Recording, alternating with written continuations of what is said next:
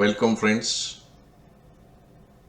Today's topic is preserving muscle and bone during GLP-1 agonist therapy.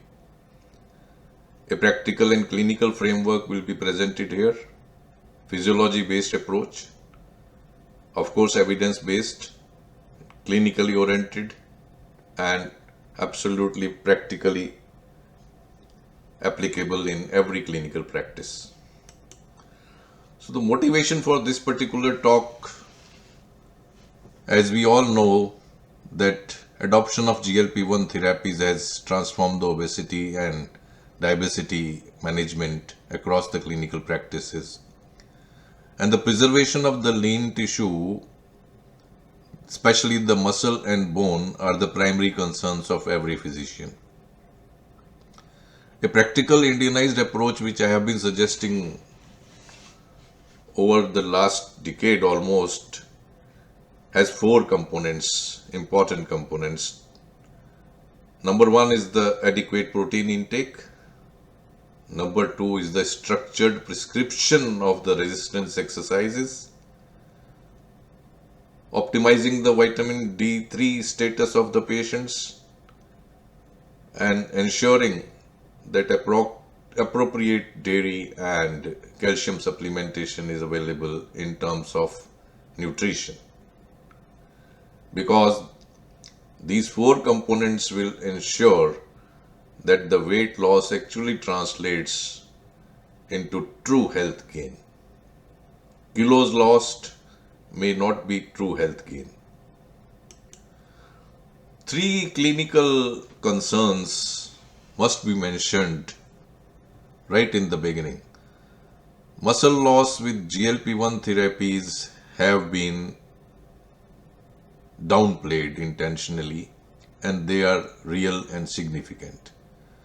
We also do not know whether escalating the dose of the GLP-1 therapy produces the same percentage of muscle loss. Second concern is the lifestyle advice given to our patients is most of the times is not followed appropriately or religiously by our patients. And the third concern is, of course, bimagrumab class of drugs will increase the cost enormously, and it might be unbearable for a big chunk of our patients in India and most developing countries. So the real question which needs an answer: how do we preserve muscle and bone during pharmacological weight loss without expensive biologics? First principle which has to be considered is that the rate of weight loss must not outpace the physiological adaptation. We all know that rapid weight loss will always bring rapid changes in the bone and muscle, and the metabolic adaptation also will fail in this condition, in this situation. So that GLP-1 agonist therapies, they cause drastic appetite reduction, drastic protein intake reduction, and this causes mechanical unloading. So reduction in the mechanical load because of the weight loss and the muscle loss, and overall anabolic signaling also goes down. So the clinical recommendations: avoid extreme caloric restriction, individualize up titration, and always aim for gradual weight reduction. A practical rule which I have followed myself over a decade now, that weight loss should not be more than 0.5 kilograms per week at least initially, because most of our patients who are obese are having less muscle mass already, sarcopenic, and many of them are women who are sedentary or fragile elderly. So in all these patients and otherwise also, we should be careful with the pace of the muscle loss. It should not be faster than 0.5 kilograms a week in the beginning at least. The principle 2 is protein intake must be actively prescribed. Indian diets are traditionally poor in protein. Patients on semaglutide eat less protein as appetite falls dramatically. Protein aversion is also well documented. Protein supplementation must therefore be formally prescribed. Target protein intake at least 1.2 grams per kilogram of per day, or maybe up to 1.5 kilogram per day for elderly, diabetic or sarcopenic patients on therapies like semaglutide and tirzepatide. When it comes to practical sources in Indian diet, especially the vegetarians, the lentils, dal, curd, paneer, cheese, soy, eggs, fish and chicken and mutton are of course important, but most of our patients are vegetarians. So, urad dal, chana dal, Bengal gram, lobia, these becomes important source of protein. Remember, patients should not be allowed to continue with just roti sabzi. GLP-1 therapy without explicit protein guidance means muscle loss is guaranteed. So if you are not prescribing proteins or not including them proactively in your prescription, so you are not doing a responsible job. Commercially available protein powders or even the liquids formulated for people with diabetes should be actively considered. This is the only area where I think I have most prolifically written proteins. Otherwise, I don't like commercial protein preparations. There are important clinical concerns when formulations of proteins are prescribed to our patients, especially those who are diabetic and obese. For this, I have specially prepared a part 2 of this lecture, which will be posted after this. Principle 3, and is very important. In my opinion, this should be the central point of the discussion with our patients on every visit while they are on GLP-1 therapies. Because walking alone, which is said to be the best exercise for diabetics, but when it comes to preserving skeletal muscle and bone in GLP-1 therapies, walking alone is not enough. Even jogging and yoga are not going to be much helpful when it comes to preserving muscle and bone. Muscle preservation requires resistance training, load-bearing exercises, and strength work. Extra time should be given to patients, and counseling should be mainly focusing on how this can be achieved. Examples suitable for Indian and older patients are chair squats, wall push-ups or simple push-ups, resistance band exercises, lightweight training, stair climbing, slow repeated sit to stand. I highly recommend Bollywood dancing or dancing to all my patients who are fond of music and dancing. Even 15 to 20 minutes per day of resistance activity makes a meaningful difference.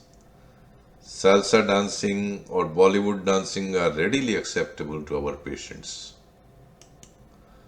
Principle 4 is on the same lines. Bone protection must be proactively planned.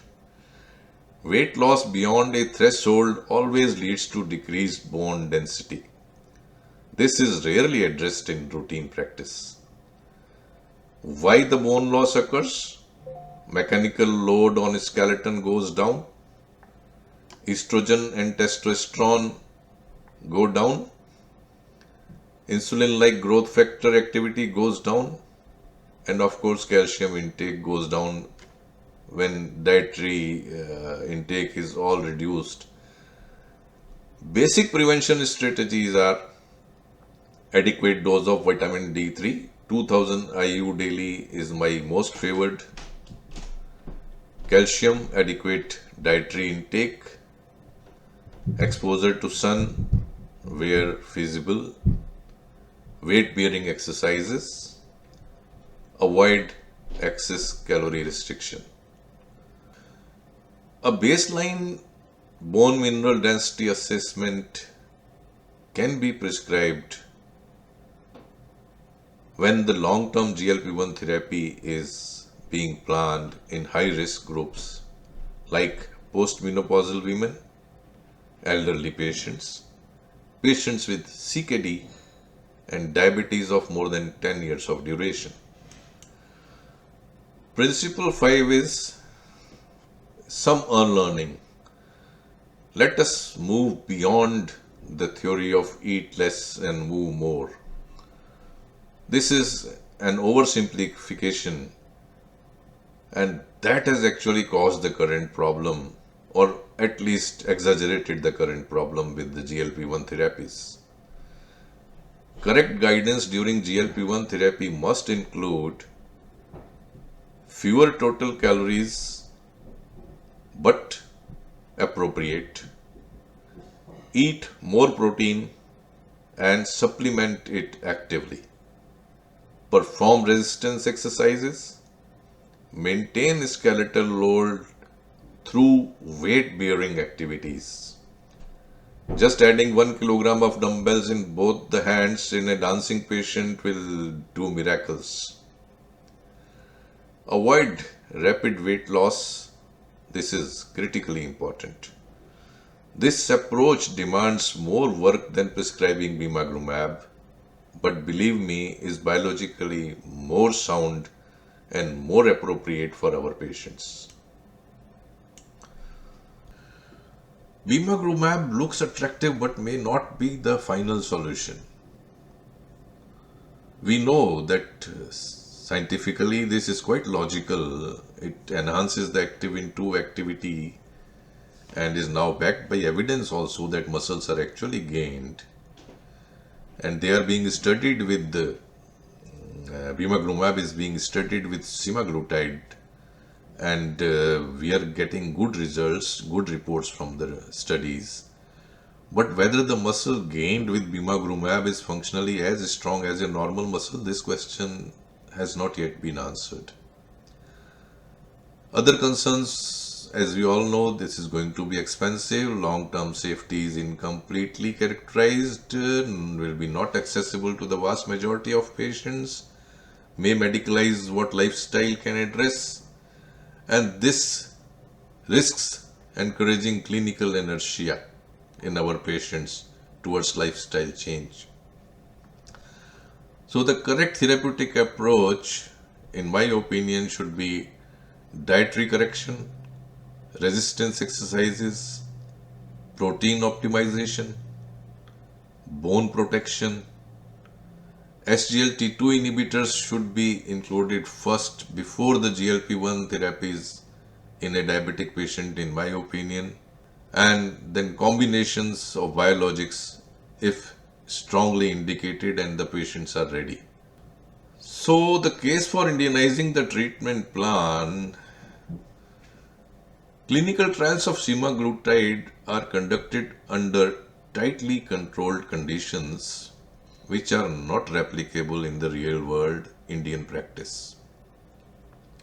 We know that trial conditions are with carefully selected patients, high dietary supervision, structured exercise advice, frequent follow-up visits, high protein intake is encouraged and actually being followed by the patients, because in trials everything is coming to them for free. Medications provided are also free. But in real world Indian practice, we will be having carbohydrate heavy diets, low protein intakes. Most of our patients are vegetarians. Resistance exercises are uncommon. Follow-ups are irregular. cost is going to be a major limiting factor, and patients demand rapid results. So, as I say, Indian patients are highly impatient. Slower, safer, metabolically balanced weight reduction is physiologically sound, especially in elderly, long-standing type 2 diabetes, CKD, sarcopenic, obesity, and the lean fat Indian phenotype. This brings to a very interesting principle 7. The seventh principle, which I am going to highlight with this slide, is very close to my heart. Should we consider low dose basal insulin as co-therapy with GLP-1 agonists? A question worth examining carefully, of course with a nuance. And the success of IDEG-LERA is well documented, but routine co-prescribing needs a very careful analysis. Concerns are very genuine in clinical practice if indiscriminately done. We know that insulin is anabolic. It can promote fat storage also. So, more than desired doses of insulin can cause an enhanced fat storage. It reduces lipolysis, may cause weight gain finally, and then there will be a tug of war being produced by a clinician with the co-prescription of insulin and GLP-1 agonist therapies. But in my opinion, such an approach is very well justified in long-standing diabetes with beta cell failures, high HbA1c where GLP-1 alone is not going to be sufficient therapy, and we will be needing some co-therapy, some glycemic reduction by other means. Elderly patients who are at high risk of muscle mass, frail patients with highly inadequate protein intake, and of course in chronic kidney disease, which has limited physiological options. In all these conditions, any clinician can see that a basal insulin at least is going to be highly beneficial. So the safest combination in selected patients, low dose basal insulin, GLP-1 receptor agonist with it, protein optimization, resistance exercises as permissible as feasible, and slower deliberate weight reduction. Remember, we are all responsible to our patients, not to the guideline committees.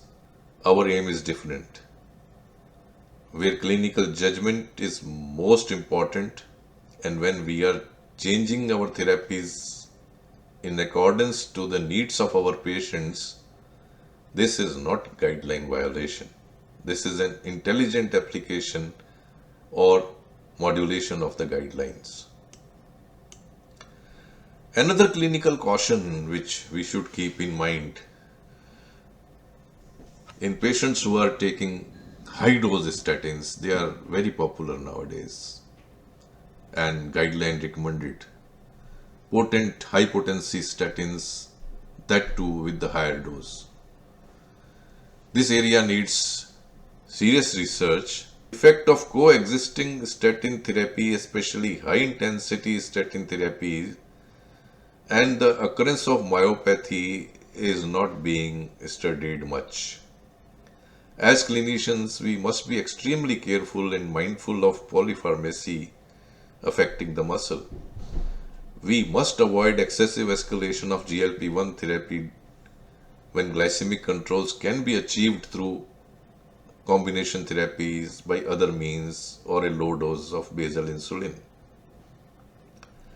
This is especially critical in patients at risk of sarcopenia or frailty, those with severe fatigue, exhaustion, weakness within the first month of GLP-1 therapy.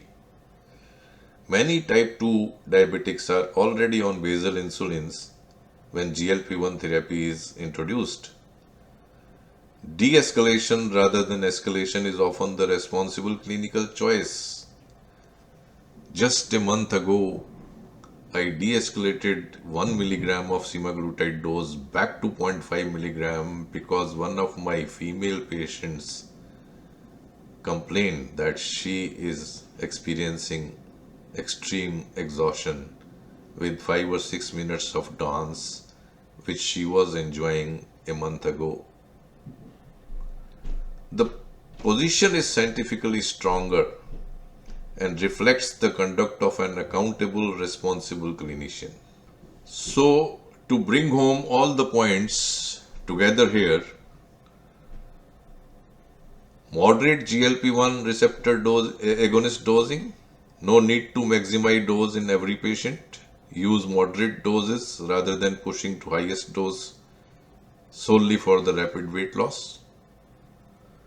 Resistance exercises plus weight bearing exercises both should be included in the prescription. Walking alone is not sufficient. SGLT2 inhibitors should be included in therapeutics before GLP-1 agonists are introduced in a diabetic. Judicious low dose basal insulin use should be considered in the patients, with the class of patients which I just described. Protein prescription should be actively considered. Protein supplements should be prescribed if required. Proactive bone health care is important. Vitamin D3 and calcium intake. Extreme caloric reduction should be discouraged because our goal is functional health, not speed of weight loss. Gaining health is more important rather than losing kilograms, in my opinion. Such an approach is more suitable for Indian populations where baseline muscle mass is already low, dietary protein intake is often inadequate, and adherence to structured exercise is highly inconsistent. Those who are interested in reading in depth, I will suggest them these six citations or references. For understanding the anti-catabolic actions of the insulin, this Diabetologia article of 2016 is very important. The concepts of anabolic resistance in type 2 diabetes mellitus, this 2005 article in Diabetologia is again a very good reading. How exercise prevents lean muscle loss, this Weinheimer's article in American Journal of Clinical Nutrition is important. Protein plus insulin as anti-catabolic synergy, the Fujita's article in AJP 2009. Resistant exercises can overcome the resistance. The resistance is anabolic resistance and insulin resistance both by activating mTOR pathways.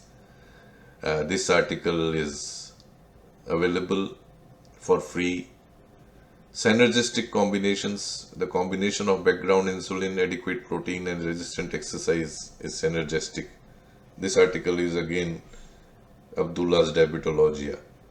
Another exciting option is going to be soon, I think is going to be very popular with clinicians, is this weekly Icodec, the weekly insulin and semaglutide combination, which has been studied in combined 3 trial. Of course, specific advantages in this context which come to my mind are this is going to be easier to maintain at a low dose over the long period, over the long-term therapy of both the compounds together, and considerably less insulin stigma will be there because injections are going to be weekly, and fewer adherence and compliance challenges will be there.